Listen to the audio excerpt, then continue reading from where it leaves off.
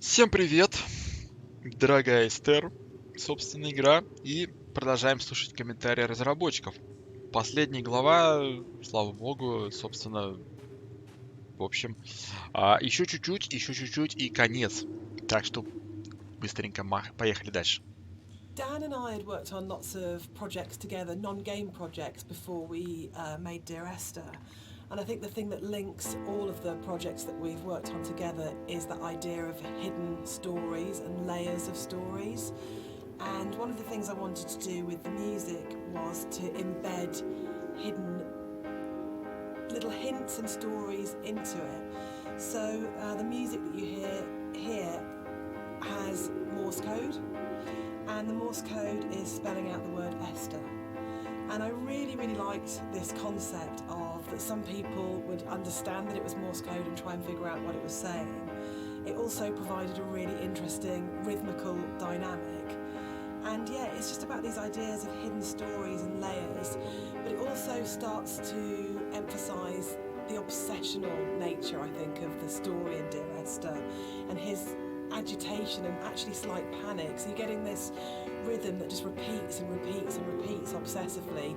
So I think even if you don't understand that it's saying Esther, and even if you don't understand that it's Morse code, you're still getting this feeling of this obsessional repetition and slight panic that he has. And again, it's kind of it's the new chapter, and it's spelling out that something has changed at this point. Ну, в прошлый раз, заканчивая предыдущую серию, я сказал, что Джессика будет говорить в данном комментарии по поводу музыки, звучащей музыки, и она действительно сейчас сказала о звучащей музыке. Она сказала, что вот эти вот нотки — это морзянка. Морзянка имени Эстер передается морзянкой. Что у нас здесь такое? Интересненько. По-моему, стало темно, нет? Такое у меня ощущение, что здесь охерительно стало темно. Кисточка, банка, кисточка, ботва, все тут, кто вот это все хулиганил, нарисовал. Ну окей, мне все интересно, кто здесь это все рисует. Пойду прочитаю тот комментарий. Ну, я бы, честно говоря, ни хрена бы не понял, что это морзянка. На пианино играет просто повторяющуюся мелодию, да, но что это морзянка, я бы ни хрена бы не догадался на самом деле.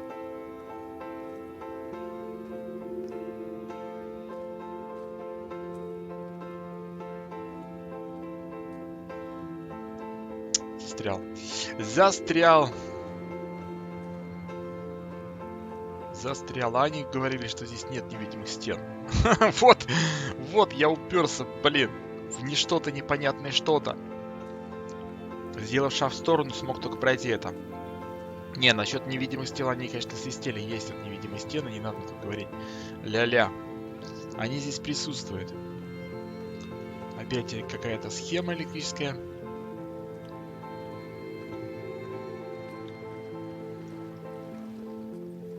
It's probably the level which has changed most from the original mod. I think it's much bigger than the final level in the mod. And one of the major changes in there is in the original mod, the whole side of the cliff face was covered in painting and writing, and a lot of that moved inside to that corridor in the caves where it's really obsessionally painted on. And it was really, we spent so long on that because we were trying to get it looking right, because it's one of those really interesting examples where I loved the image and the idea that you've got this guy painting the entire side of a mountain with words and symbols and things. But it was really interesting when it went into the rebuild, it just never worked. And I think it was because the environment was so crude in the mod that those symbols and that painting became the focus of the level, and it changed the feeling of the level completely, when actually that just wasn't something we could realise in any way, that not even technically but just didn't artistically look and feel right. And I think probably sort of retrospectively looking back on it, that's about the sort of the sophistication and the subtlety that then came into the art, rather than just being, this is literally just a canvas that we write words on, to actually the environment telling its own story without the story being literally painted on it. Yeah, it was very difficult when we were experimenting with that to kind of like make it not completely unreal. Like, I think for me it was kind of, I wanted to kind of bring the player a little bit back into reality after the caves, and I think with with having those symbols everywhere, it was kind of pushing them out a little bit. So I think what we came to, with the kind of compromise we had, it was kind of a nice in between. Yeah, it didn't feel like a compromise to me. It felt really? like, no, it felt like it didn't work, but it kind of, but those symbols were coded. Like there's the hill in the background when you're standing right at the end of the boat and you look back and you suddenly realise that the shape of the mountain is the shape of a woman lying on her side asleep. And that, I remember seeing it for the first time around and going, it's saying the same things, but it's saying it in a much, much, much subtler way than in the initial layer. But it was definitely challenging going back to how do you have a deep, complicated, subtle art style, but still manage to have something which is very sort of stark and symbolic laid over the top. It was much more challenging. Кому-то эта схема напоминает лежащую женщину на боку? Мне нет. Он сказал, что типа игрок идет, отдаляется от этого рисунка, оборачивается, вглядывается, и она напоминает ему лежащую женщину на боку. Мне вот, честно говоря, вообще ни в одном глазу не напоминает эта схема женщину. Уж тем более лежащую, стоячую, сидячую или какой угодно позе.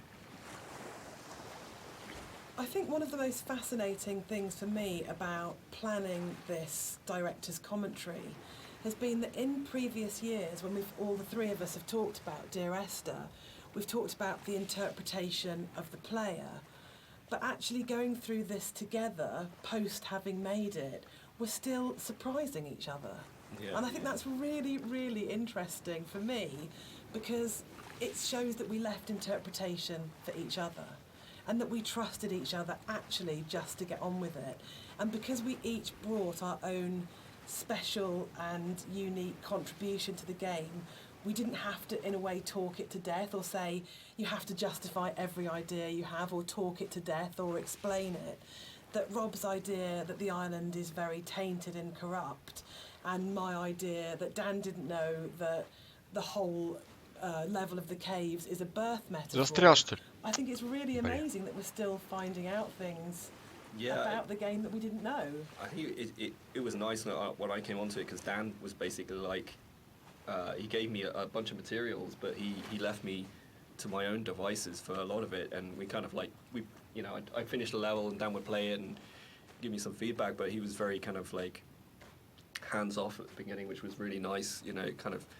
So a lot of my interpretations just came through that downtime where I was just kind of like going off and doing my own thing. And so yeah, it's like interesting to hear Dan talk about it sometimes, because there's some backstory that I've never even considered before. And obviously hearing Jess talk about it as well is really interesting, especially when it comes to the soundtrack. It makes me look at things in a very different way. So yeah, it's really interesting. I think for me, like making games is so inherently collaborative, and you have people coming together with different ideas and different takes on things, and in a way the least interesting thing you can do with that is to structure it all so heavily that there's no space for each individual person to bring what they're thinking to it. And I think the best games, well, for me, my favourite games are ones where you can really feel the personal footprint of each individual developer and aspects of it, and it feels like it has been a genuinely collaborative exercise where everybody has thrown ideas into the mix and everybody is bringing something to the table rather than people are just following a kind of a really structured plan. So yeah, I think it probably is one of the reasons why Esther has had the sort of life it's had since release, is because there's 4 people if you include Nigel, all bringing very different things to it, and it gives it a huge amount of depth for something that's so simple on the surface. Okay. What's fascinating to me, Dan, is that you're an atheist, but each of the 3 games that we've made are so strongly about religion, either the language or taking allegories and stories. Why are you so drawn to it? I think I'm really interested in people and the stories that make up people. And I think there is in the Bible, like most kind of religious texts, it's not about what it is, it's about what is behind what it is, and that's what you're really getting to, is the idea of the sort of the parable or the metaphor. And it really felt like, particularly with Paul on the road to Damascus, is a story that many, many, many people know and we can understand, and it's about redemption and consequence and guilt and transformation. who you really are and what that means. And it felt like just a really strong, powerful way of making it very accessible, the narrator's kind of inner turmoil, in a kind of a story that we know really well. And there's a universality to those kind of questions that, you know, whether it's, you know, Christianity, whether it's Islam, whether it's kind of Buddhism, that they're asking very broadly similar questions. What does it mean to be human? What does it mean to be a good person? How should we behave to each other? How should we feel about the world we're in? And it's a really powerful way of speaking to a lot of people. I think that's always been really important as well, is that it's about saying no matter who you are or what your kind of like outlook on life is, whether that's, you know, faith-based or secular, that we are all effectively asking the same questions. And that's why I think all our games kind of tend to be around those questions.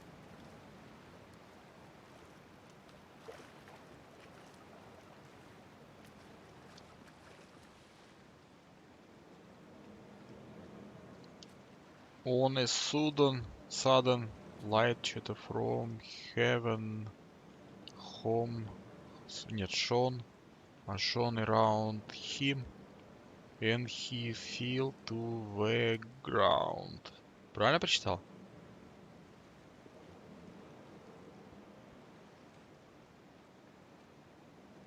Свет небес окружает тебя вокруг, окружает его вокруг, и он чувствуется сквозь землю, что ли? Чувствуется нет, ground. Земля? Че? Ground как? Он чувствуется... окружает тебя вокруг, и чувствуется... И он чувствует его... чувствует, наверное, скорее всего, повсюду. И он чувствует его повсюду. Окей. Но здесь что-то есть, да, что-то религиозное есть в этой фразе. А по поводу света. Свет небес окружает тебя вокруг и чувствуется повсюду.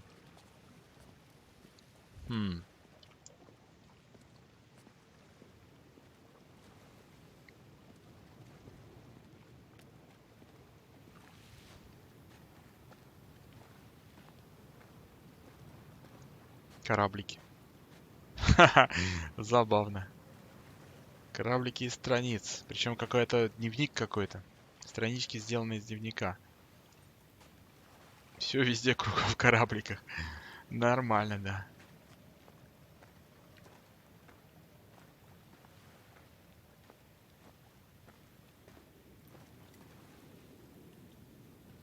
Is Dear Esther a depressing game or a hopeful game? For me, it's kind of like a mix of both, really. I think, like my interpretation is kind of like I always feel like kind of depressed when I think about the kind of turmoil that this guy's been going through for God knows how long, and the kind of environment he's been in, and you know, all these events surrounding his story. But for me, I always feel like a little bit hopeful at the end. You know, like the conclusion just feels like a relief, and like this is kind of all ended in some way. What do you think, Jess? I think it's a game about acceptance, and I really like that. And I think it's telling that a lot of people with mental health issues have responded really positively to the game, and we get a lot of emails and letters from those people saying that it's helped them through a really difficult time. And for me, that's because it's about the struggle of being human, that it's hard and that we love and that we grieve and we lose, but we come through it. And those things are what makes us human, that it's transformative and that the pain is part of life. And that's a really beautiful message. And I think that's what you do so well, Dan. That's what you write about. You write about what it is to be human. So, Dan, you wrote it.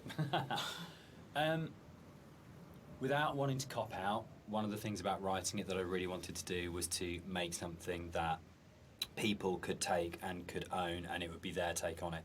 And their interpretation of it mattered in a way that mine didn't. My job was to give them the architecture to interpret in their way. So I think that is a cop-out. I do. I think as a writer you always have. Yeah, I think it's redemptive. But I don't think the redemption is as cut and dried as it's all okay at the end. It's not okay at the end. But there is a release, there's an escape, that bad times will happen, but they will end. And they won't always end positively, but they will end. And that's I think, the redemption of it, of saying that This things are never too shall easy. pass. This too shall pass. Which my mum yeah. always says, you know, and I think that's probably the motto of the Chinese room, Yeah, actually, absolutely. isn't it? Like, I don't think it's as kind of openly positive as, say, Rapture had a much more strongly positive end. I don't think Esther had. I think it's much greyer than that. But I think fundamentally it's about coming to terms.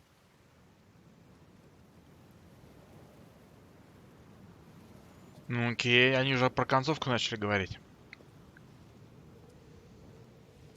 So, Dear Esther is the first walking simulator. How do you Yeah. feel about walking simulator? You know what, I think I took offence to it when it first became a thing, but you know, I think actually I don't mind it so much now. I think the fact that we have kind of taken ownership over it, like that genre has been kind of made our own by not just our game, but like a bunch of different games have kind of embraced it. I don't know, what do you guys think? I'm still really confused about the need to categorise in О, games, probably там more еще than есть, any смотри. other creative industry, and I think it shows that games have a long way to come in terms of how we describe an experience. So I do agree with Rob that it's really positive that we reclaimed Walking Simulator, but I still find it reductive, possibly, as a term. What about you, Dan? I think for me, it's people want to know what they're buying and what they're getting into, and I think it's so people understand what a walking simulator is now, in a way that if it was like first-person adventure or slow-moving, not very interactive, story-driven games, they're all sort of really very fluffy. But I think if you buy a game and someone says it's a walking simulator now, you've got a pretty good idea what you're getting. And there's Gone Home, Firewatch, Stanley Parable. There's so many other really good titles that kind of fall within that group of games out there now, that it does have an identity, and I think that's the really good thing about it. I mean, when Esther came out, there was literally nothing. We had no idea how we described it or what we called it. We actually struggled with that quite a lot. When it came to Yeah, and marketing sort of as ended up well. being sort of like a ghost story, because it felt like it was the closest thing we could get. But it feels like now you can make a game like this and you can say it's a walking simulator, and people will know what it is straight away. Yeah, I think that's the nice thing is there's a whole group of games out there now that quite comfortably put themselves into that category, and so it's like if we were to come out before and just said it's a walking simulator, people would have been like, well, that sounds terribly boring. That doesn't. Why the hell would I play that? But now people kind of are a little Seek bit. them out. Yeah, now people are kind of familiar with what that means. The people out there who actually seek this sort of stuff out, and it's kind of really cool. I mean, me myself, I would actually do that, use that as a term to search. But yeah, I mean, it's a very simplified term for what our game is, and there's obviously a lot more to it than walking. But I think when you look at other genres, they're also kind of very simplified. You know, first-person shooter, role-playing game. It's to me it doesn't seem as bad as any of those other things. Они берут на себя ответственность, называя, что они придумали новый жанр, симулятор ходьбы. То есть вы хотите сказать, что до 2012 года, когда вышла эта игра, не было такого жанра, как симулятор ходьбы? По-моему, что-то они неправильно говорят. Юго-Восток, Western Made, что-то там опять хер прочитаешь, трасса М5. Ну, про трассу М5, кстати, да, они там говорили про трассу М5, что у них дорога здесь, они ассоциировали с трассой М5, и в самом начале они говорили по поводу трассы М5. А вот по поводу симулятора ходьбы, что они изобрели, жанр симулятор ходьбы, это первая игра вообще в мире, типа, на симулятор ходьбы, они утверждают это. Как-то я не очень, честно говоря, в это верю. Надо, конечно, посмотреть. Мне кажется, что до этой игры подобных игр было множество, предостаточное множество. И то, что они типа изобрели жанр, как они сейчас утверждают. Мы изобрели жанр, и наша игра первая в жанре симулятор ходьбы. По-моему, это пиздеж. По-другому не назвать. The last level ended up being quite a lot bigger than the original mod, and it's also the one where actually the movement around it is in a way the most artificial. There's the big zigzagging cliff path that basically it's like a series of straight lines from point to point. There isn't a lot of movement, and one of the things that was really difficult to do with that was to not make it feel too much like a corridor and to give it that sort of sense of space and that you were actually exploring somewhere quite natural. I think, Rob, there was stuff which you put in there, like little new beat moments, like the ruins at the edge of the cliff, Yeah. that just helped the player feel like they were on a journey rather than being pushed through a pipe. Yeah, it was kind of just giving the player the reward for continuing on, and you know, kind of still giving them some aspect of exploration and things to discover. I mean, the journey in this one is mostly vertical, but in the spaces where you are going horizontally, you know, there's at least in the original mod there wasn't a lot to see or do. So I just tried like layering in some very subtle things that didn't necessarily add huge arcs to the story, but just kind of added little questions more than anything else. Like I added the dock there with at the end. There was this, yeah. There's lots of little bits and pieces that have kind of been layered in to really just make it a lot more of an interesting place despite the size. Они сейчас, опять же, утверждают, что типа разнообразили игру в плане прохождения, что у игрока ощущается эффект, что он исследует мир, а они как будто его проталкивают в трубу. Это они говорят вот про этот тупик. И еще один тупик был в самом начале на пляже. В игре всего 2 тупика, остальная дорога абсолютно линейная. Просто ты идешь от точки А в точку Б, просто по прямой, без каких-либо возможностей ответвления. А здесь тупик и там тупик. Они про вот эти тупики говорят, что эти тупики позволяют игроку почувствовать, что он исследует мир, и что его не толкают по трубе? Серьезно, ребят? Вот эти 2 тупика позволяют вам думать, что вы исследуете мир?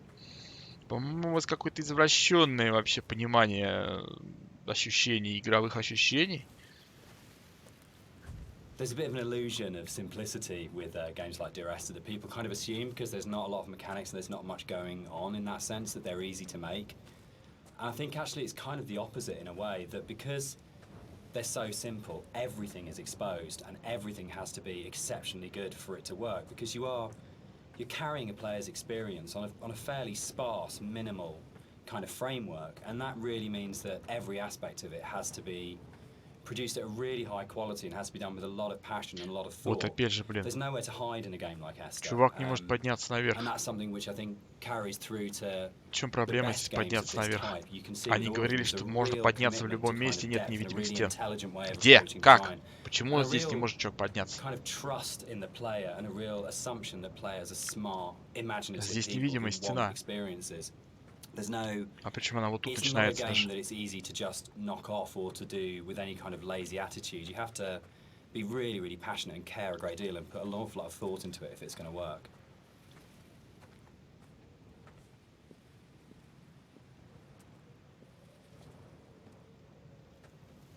One of the things that I think was added more frequently in the final version of Dear Esther was the inclusion of a number of ghosts in the game.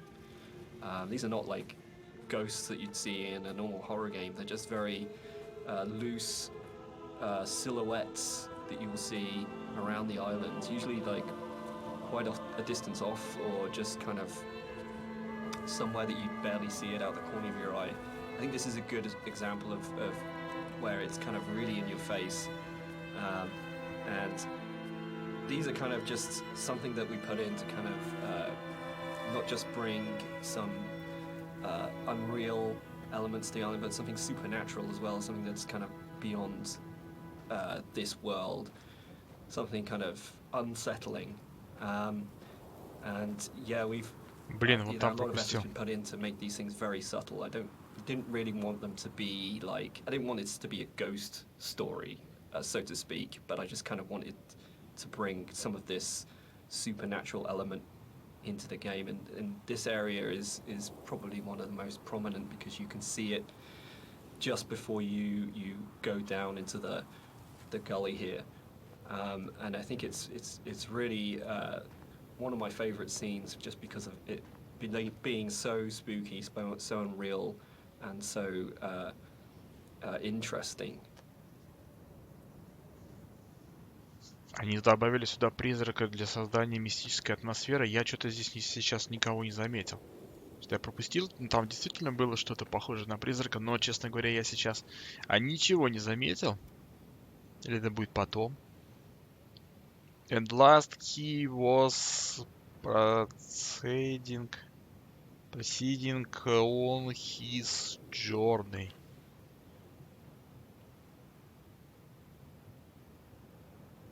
И, наконец, он... я не знаю, что такое proceeding, как это читается, переводится. В своем приключении. И, наконец, он что-то сделал в своем приключении. Может быть, типа, приближается к концу своего приключения. Не знаю, как это слово переводится. Так, давай вот это и пойду сейчас вон тот еще комментарий прочитаю. The overlook, the point about this to me is that it's probably the voiceover in the game that kind of sums up the whole story and the experience. It's almost like a recap of everything that's gone before you start the final climb. And you know it's that pause before you're going to start the final climb and before the game's kind of builds to a climax. But you can also see the whole level, and it's like the idea that you are standing looking down on your own journey, a bit like the idea of your life flashing before your eyes, or sort of like seeing your body but having an out-of-body experience at the moment of death. And it was really designed to try and get that feeling as the player that you stop and you take stock of everything, and there's a bit of a sense of there's no going back, take a breath, and now it finishes. And I really wanted to kind of achieve that sort of sense. Like, I think we did. I think it really came together here, that you got that sense of going, right, now this ends, and now I move forwards to it. Ну да, я сделал шаг вперед в пропасть и убился. Точно, точно. Именно это, да, сейчас я сделал. Только они говорили о том, что, типа, приключение подходит к концу, а у меня приключение... То, что я разбился. Но это нормально. Так, тут комментарий тоже почитаю. Я прочитаю его. Опять сейчас, конечно, потеряю 10 минут времени, пока туда дойду, пока вернусь обратно, но, блин. Могу я тут подняться-то? Или вы сейчас скажете, опять я тут хер поднимусь? Ну, давай, чувак, ну в чем проблема здесь подняться-то? Ну, тебя же у нас уверяли, здесь нет в игре невидимых стен. В чем проблема подняться на этот холмик? Господи, здесь всего 1,5 метра высоты. Походу, я туда не могу подняться. Ну вот что мешает? Ну вы же говорили, что там, где можно визуально подняться, можно всегда везде подняться, нет в игре невидимых стен. Что сейчас персонажу мешает сделать шаг вперед и просто подняться вот этот маленький холмик, господи, ну тут вообще просто какие-то несколько десятков сантиметров. 20 сантиметров ногу поднял, и ты наверху уже. Вот чистой воды вот пиздеж. Вот реально чистой воды пиздеж. Вот по-другому даже не сказать. Я даже не буду говорить, что они врут. Они пиздят просто по полной программе, ребят. Ну вот вы столько говорили таких громких, апофеозных слов. Просто, блин, вы перлись от своей работы. И вы вот, пожалуйста, вот. Лучше один раз показать, чем 100 раз рассказать. Вот чувак не может подняться туда, куда он может подняться. В чем проблема, ребят? Ну вы же сказали, что нет в игре такого. Как нет, когда есть. Когда вот нельзя подняться. В чем проблема-то? Почему вы нагло врете? Вы нагло врете, реально. Вот когда до этого они говорили, что нет в игре стен невидимых, а они просто солгали по полной программе. Вот их сейчас сюда всех этих 3 дебилов позвать и морды в экран просто тыкнуть, сказать, ребята, где отсутствие ваших невидимых стен? Вот это что такое? Почему персонаж не может подняться на высоту 20 сантиметров, блин? Там же не крутая какая-то ответственная метровая скала. Там не какие-то там скалы. Тут просто ровненький подъемчик маленький с небольшой высотой. Почему ваш персонаж не может подняться на высоту 20 сантиметров просто по маленький пригорочку просто подняться? Я же не на скалу его кидаю, блин. Come back. Ладно, значит, тут комментарий я не смогу послушать. Я его видел, когда вот я по этим свечкам шел. Но я думал, что здесь дорога и ведет. Кстати, вот там, по-моему, пещера еще какая-то. А я думал, что это вот эта дорога поведет наверх, а тут дорога-то здесь пошла наверх. А поэтому как бы я и неправильно рассчитал траекторию. Я думал, что я по той дороге наверх пойду. А тут у них все по-другому сделано. Туда я уже попасть не могу. Вот тут тоже, да, вот смотри, ну тут проволока. Что мешает персонажу перешагнуть эту проволоку, которая вообще в земле где-то находится, и перешагнуть туда? Что мешает? Блин. Мешает того, что здесь невидимая стена. Вот почему? Зачем врать, ребят? Ну зачем? Вы можете говорить про то, что вы тут напридумывали в плане там эмоций, там какой-то там, не знаю, состояние атмосферы, потому что это действительно невозможно проверить, о чем вы там думали, когда все это отделали. Но если вы говорите, что в игре нет невидимых стен, вы можете подняться абсолютно везде, где это физически, визуально возможно. Ну и вот, пожалуйста, сколько моментов я уже наткнулся, где невозможно подняться. Блин, какого хера? Какого хера врать? Что написано? And was come near go... Что там? Нет, не go, to пами... Я не вижу слова там. Блин, подняться куда-то наверх. Последнее слово не вижу. И вот он что-то находится рядом с чем-то. Или приблизился, и вот он приблизился к пами или даме. Господи, я не вижу, что написано. Последний из. И там я ни хера не вижу, что там написано. Память. Зачем писать слова так, что невозможно прочитать? То есть смысл написания слов, которые невозможно прочитать. Реально. То есть такими каракулями написано, что под таким углом написано. Ладно, каракули написано еще более-менее как-то читаемо, как-то так, если приглядеться. Но вот под таким углом это слово вообще не читается. Причем сверху его посмотреть нельзя, потому что там, блин, никак куда наступить нельзя. То есть смысл ваших слов, которые невозможно прочитать. Зачем вы их написали так, что, блин, они нечитаемы? Что это бред же какой-то. So here it kind of the environment becomes a little bit more surreal again. We kind of play with the colors a little bit, bring up the saturation. Ну да, согласен, наркомания It's цветовая kind of a есть. little bit of a return to Присутствует. some of the more cave-like aesthetics in terms of colors and stuff like that. And it's kind of there to kind of signpost another significant moment in the game, or something that's leading up to the significant moment. It goes back to this kind of idea of having these emotional signposts in the visuals of the game, without it being overly obvious. And some of that emotional stuff comes through the colours of the environment, and the more saturated they are, the more kind of surreal things become. So this is kind of like a turning point in the game. It's kind of like the final notice of you reaching the end.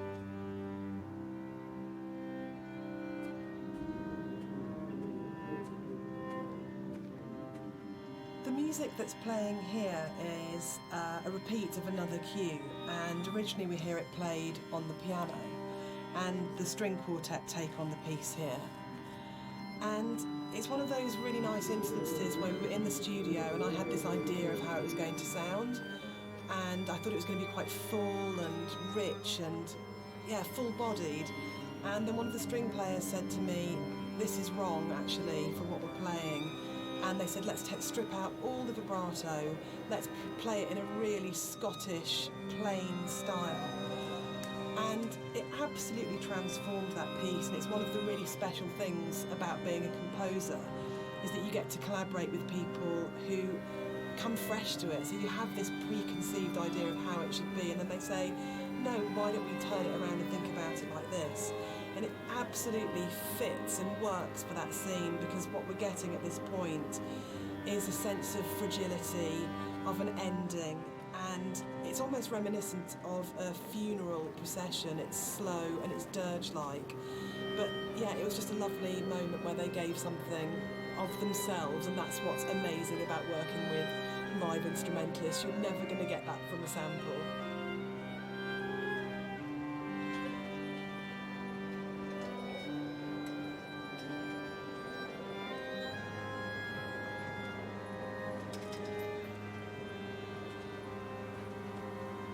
It was possible that this last section of the game could have felt quite laborious and forced, because it's two long zigzagging paths that just go up, and there was a real importance to getting it right. Quite a lot of work went into it. I think at this point for me, you probably as a player understand that the narrator's going to die at the end, and that this is it. And that unlike where the rest of the island, there's this sense of this could just keep going on forever and ever and ever, and you're going to keep the motif of come back. But I think when you set on this path, we really wanted to have that sense of this is it. This is the last time you're going to walk these paths. This will end now, and that sort of idea of going, you're kind of climbing towards your death, but you're also moving towards a point where that glimpse in the caves where you see the motorway and you go, I understand what this is about. For me, the whole path up the side of the mountain is about saying, it's okay. It's that kind of starting to kind of release it and go, it's kind of okay that Esther died. It's kind of okay that the accident happened. I know that I'm going to die. I know that this is going to end.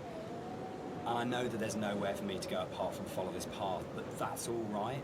And it was very sort of hard to kind of try and find that subtle mix between the dread of it and the acceptance. It's where the positive and the negative and the kind of the loss and the redemption really start colliding for me. At least certainly that was what we were trying to achieve with it. Он поднимается в гору, чтобы прыгнуть со скалы. Чтобы сдохнуть.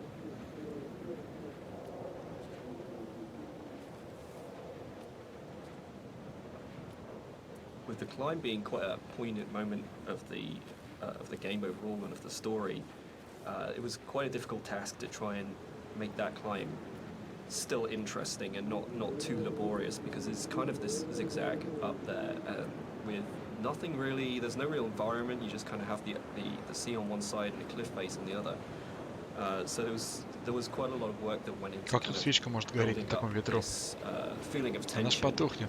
as you're rising and kind of making this moment as poignant as possible while still making it interesting.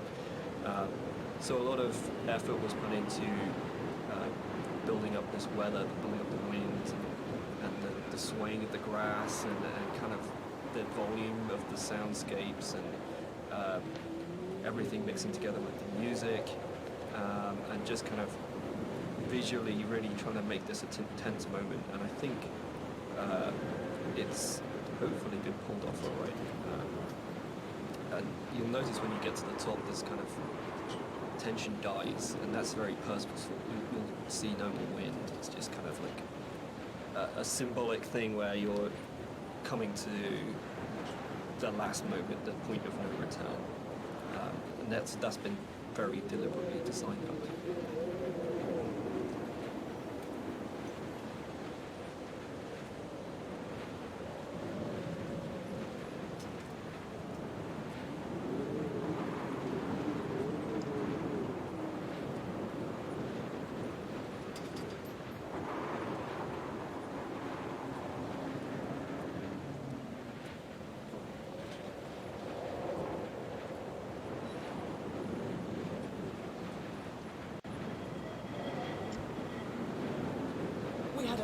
Of debates, didn't we, about the ending of the game and whether the player should retain control or whether it was okay to go. Само все идет, я ничего не делаю.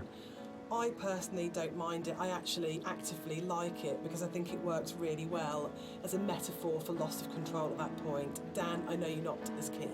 Yeah, I'm not. I would have loved the player not to have had Точно, забираться на вышку, чтобы с нее прыгнуть. It was a balance between two evils: the evil of having a cutscene and the evil of the player accidentally falling off the ladder halfway up and destroying the ending. Yeah, I agree. Like I think we tried a few different things, and the tech at the time just wasn't, the ladder tech at the time just wasn't there. So,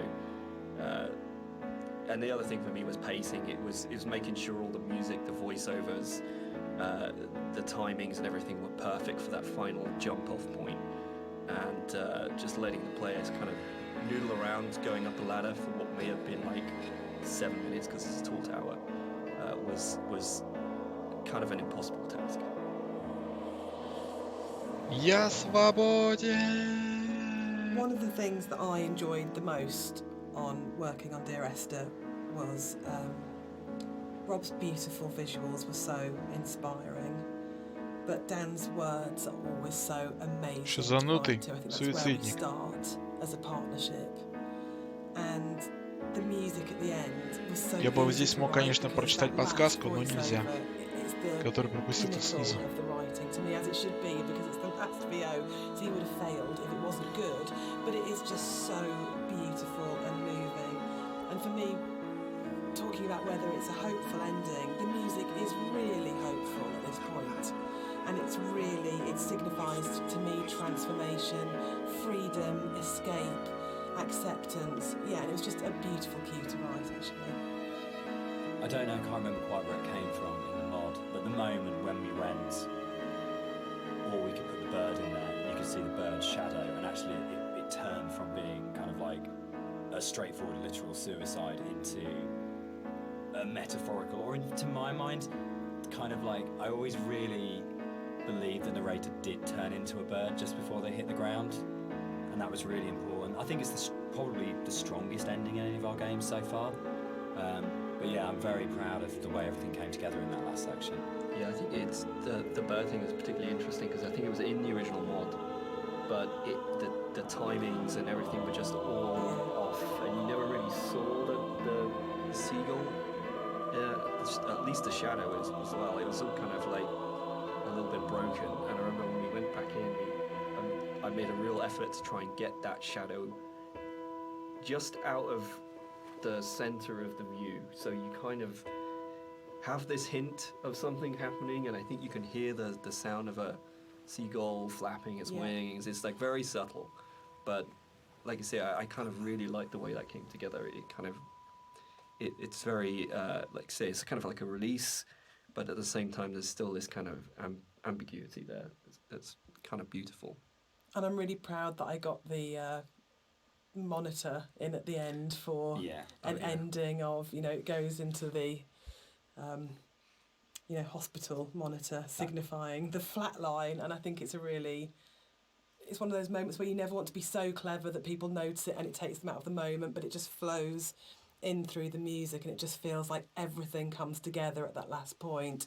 That last VO, Rob's amazing visuals and the music, and it feels like a really, really strong and beautiful ending. And then in the last second, Nigel Carrington's delivery of just those two words have come back, where he just pitch perfect. Yeah. Come back. So that's the end of the director's commentary. We'd just like to say a big thank you to everyone for listening. We hope you've uncovered some secrets and some facts that you didn't know about the game before. We'd also like to say a huge thank you for buying the game, and for all our fans who've been behind us and been behind the game and have kept it alive all these years. It's a real privilege that it's still out there, still such a title that people love so much. Yeah, and we're really looking forward to the future and what we can create coming up next. Thanks for listening. Cheers. Bye. Cheers!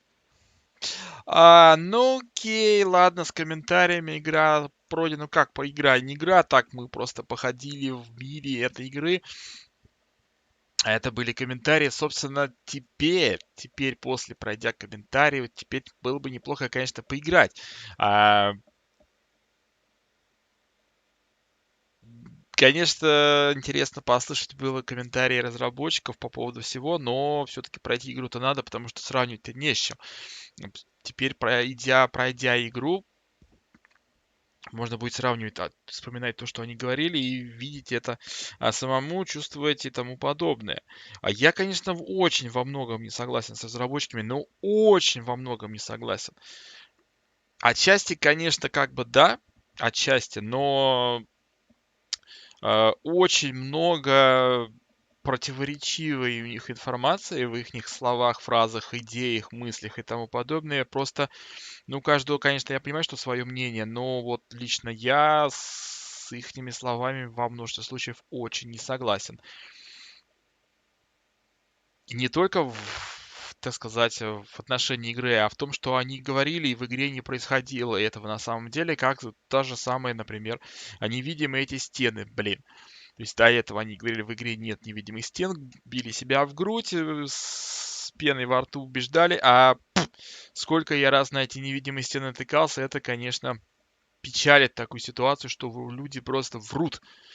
Хотя они, может, конечно, не знают об этом, но, ребят, если вы утверждаете, что нет стен невидимых, значит, протестируйте игру, везде походите. Что же, как же так-то вы прямо конкретно берете и врете нахер, не краснее. Так нельзя поступать.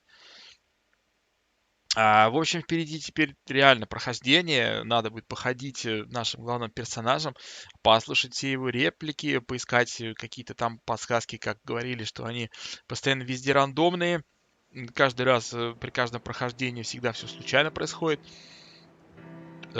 Тут я не спорить не буду, потому что действительно, возможно, даже невозможно, а отчасти, да, подсказки в разных местах все появляется, потому что первый раз, когда я начал, а потом начал перепроходить, потому что там звука не было, действительно некоторые вещи, да, изменились. Тут я не спорю.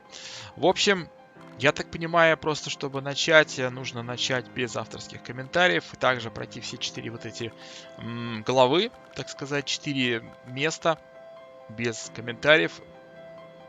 Я думаю, все это пойдет. Все это пойдет, но это пойдет в следующий раз. Конечно, по большому счету, надо было пройти наоборот. Так-то, в принципе, на то пошло. Надо было сначала пройти игру, нормальную игру, пройти, попутешествовать, походить, посмотреть, послушать этого главного героя, а потом уже пройти то же самое, но с комментариями разработчиков. Но, блин, я не знал об этом. Я же думал, что комментарии разработчиков будут прямо непосредственно во время игры. То есть мы будем ходить героем, который будет говорить свои мысли, будем находить там какие-то предметы, подсказки и тому подобное, и время от времени разработчики будут комментировать. А тут получается как бы игра в игре, то есть игра отдельно, комментарии отдельно. А я этого не знал, поэтому так вот, ну, собственно, получилось, что сначала комментарии по игре, которые, в общем-то, по сути, я не видел в данный момент. А теперь, как бы, в следующий раз я начну непосредственно проходить саму игру, уже без комментариев, и сравнивать комментарии разработчиков с теми игровыми моментами, которые будут, собственно, попадаться и которые нам будут показывать те же самые разработчики. В общем, первая часть пройдена. Остается игра, которая будет в следующий раз. А на этом все. Всем спасибо за просмотр. Подписывайтесь на канал. Комментируйте, лайкайте. Всем пока.